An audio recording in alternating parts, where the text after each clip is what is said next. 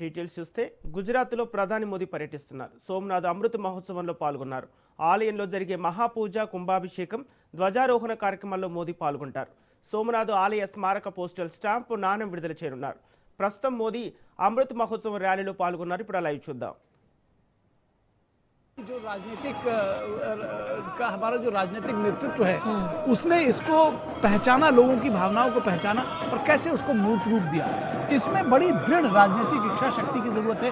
ये दिखने में आसान लगता होगा कि आप जाइए और एक मंदिर कॉरिडोर बना दीजिए और पूरब से पश्चिम तक, उत्तर से दक्षिण तक तमाम जगहों पर तमाम मंदिर कॉरिडोर निर्माण करना, ये कहना आसान है लेकिन करना उतना ही कठिन है शायद। बिल्कुल, क्योंकि वो हमने दौर भी देखा है जब इसको लेकर कई सारे वैचारिक मतभेद भी रहे हैं। फिर चाहे राजेंद्र प्रसाद की हम बात करें, जवाहरलाल नेहरू की बात करें, तो कितना वैचारिक मतभेद रहा, बहस रही, कई सारी चिट्ठियां भी इसको लेकर हमने देखी हैं कि किस तरीके से उनको मना किया गया था कि आप इस कार्यक्रम में ना जाएं, इस कार्यक्रम में ना जुड़े, लेकिन उसके बावजूद भी वो वहाँ पर पहुँचे थे और इसका उद्घाटन करते हुए नजर आए थे। तो ऐसे में सांस्कृतिक विविधता की ये झलक आज इन तस्वीरों के जरिए हमें नजर आती है। तो सीधे तौर पर अगर हम देखें तो अरब सागर ఇదే అంశానికి సంబంధించి పూర్తి డీటెయిల్స్ మా ప్రతినిధి రాజు అందిస్తారు. రాజు, ప్రధానమంత్రి గుజరాత్ పర్యటనకు సంబంధించిన అప్డేట్స్ ఏంటి?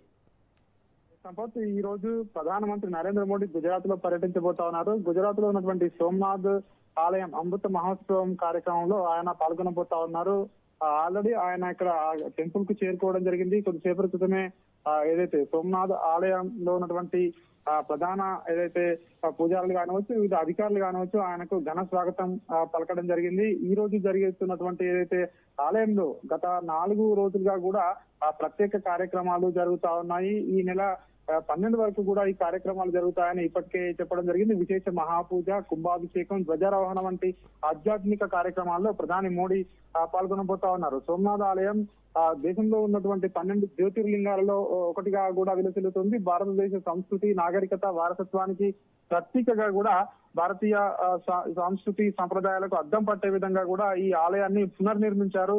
గతంలో ఏదైతే 1026వ సంవత్సరంలో మహమ్మద్ గజ్ని దాడి చేసి 2026 నాటికి 1000 ఏళ్లు పూర్తవుతున్న తరంలో ప్రధాని నరేంద్ర మోడీ సందర్శన ప్రాధాన్యత సంతరించుకుంది. గతంలో చూసుకున్నట్టయితే 1951 మే 11న అప్పటి రాష్ట్రపతి డాక్టర్ రాజేంద్ర ప్రసాద్ ద్వారా పునర్నిర్మించినటువంటి ఈ ఆలయం ప్రారంభమైంది. సర్దార్ వల్లభాయ్ పటేల్ ఏదైతే ఆకాంక్షించారో ఆయన ఆకాంక్షల మేరకే ఈ ఘట్టం జాతీయ స్వాభిమానానికి నిదర్శనం అని చెప్పేసి భారత ప్రభుత్వం చెప్తా ఉంది.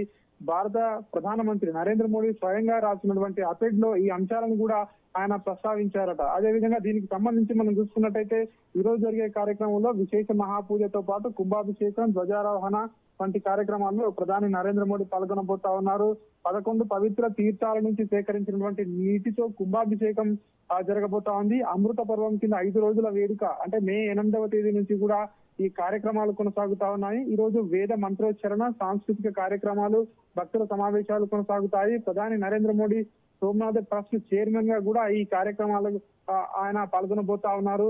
అదేవిధంగా ఈ యొక్క ఏదైతే రోడ్ షో, ఇందులో ఈ కార్యక్రమాల్లో భాగంగా హెలికాప్టర్, ఫ్లవర్ షవర్ వంటి ఏర్పాట్లు కూడా ఇప్పటికే ఆలయ అధికారులు పూర్తి చేయడం జరిగింది. దీనికి సంబంధించి ఇప్పటికే ప్రధానమంత్రి నరేంద్ర మోడీ అక్కడికి పర్యటించబోతా ఉన్నారు కాబట్టి ఆలయ పరిసర ప్రాంతాల్లో భారీ బందోబస్తు ఏర్పాటు చేయడం జరిగింది. అదేవిధంగా ఇక్కడ సోమనాథ్ ఆలయ స్మారక పోస్టల్ స్టాంపును కూడా ప్రధానమంత్రి నరేంద్ర మోడీ విడుదల చేయబోతా ఉన్నారు. ఈ నాణం విడుదల చేసిన తర్వాత ఇక్కడ ఈ కార్యక్రమాలు పూర్తయిన తర్వాత సాయంత్రం 6 గంటలకు వడోదరకు ప్రధానమంత్రి చేరుకోబోతా ఉన్నారు. వడోదరలో ఉన్నటువంటి సర్దార్ ధామ్ హాస్టల్ ను కూడా నరేంద్ర మోడీ ప్రారంభించబోతా ఉన్నారు. ఈ 2 సభల్లో కూడా ప్రధానమంత్రి నరేంద్ర మోడీ ప్రసంగించబోతా ఉన్నారు. సంపత్. ఓకే, థ్యాంక్ యూ రాజు. मंत्री नरेंद्र मोदी वो उस दौर में उस वाहक को, अपने शिखर पुरुष को अगर मैं कहूँ तो गलत नहीं होगा, वो उनको श्रद्धा सुमन अर्पित कर रहे हैं। देखिए, इसमें एक और पक्ष है जो शायद हमारी चर्चा में छूट रहा है जी। ये जितना भी सांस्कृतिक पुनरुत्थान और पुनर्जागरण का एक आंदोलन मैं कहूँगा प्रधानमंत्री जी ने शुरू किया है, उसमें एक संदेश आतंकियों के बारे में भी है। उनको एक संदेश है कि जो सत्य और निष्ठा वो कभी भी मारी नहीं जा सकती, उसको नष्ट नहीं किया जा सकता। 17 बार आतंकी हमले हुए इस मंदिर पर, उसके बावजूद भी वो आज जीवित है।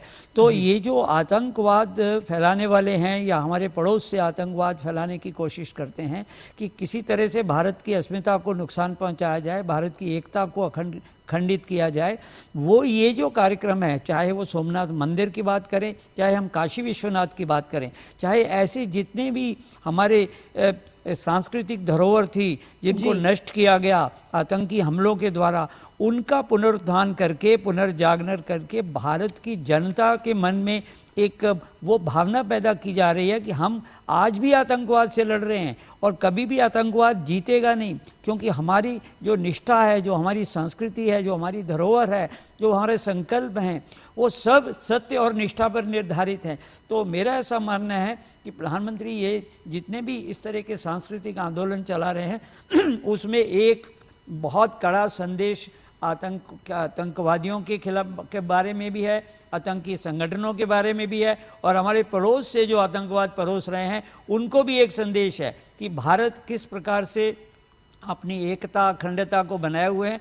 और आज भी जो हम जिस चीज़ को हम उस समय किसी कारण से बचा नहीं पाए और वो आक्रांता नष्ट करके गए, हम उनको फिर से पुनर्जीवित कर रहे हैं। तो ये जो सांस्कृतिक धरोहर के पुनर्जागरण का अभियान है जो प्रधानमंत्री लगातार करते जा रहे हैं, वह कुछ पत्रकार हमसे पूछते हैं कि ये बार बार सोमनाथ क्यों जाते हैं, ऐसा सोमनाथ में क्या रखा है।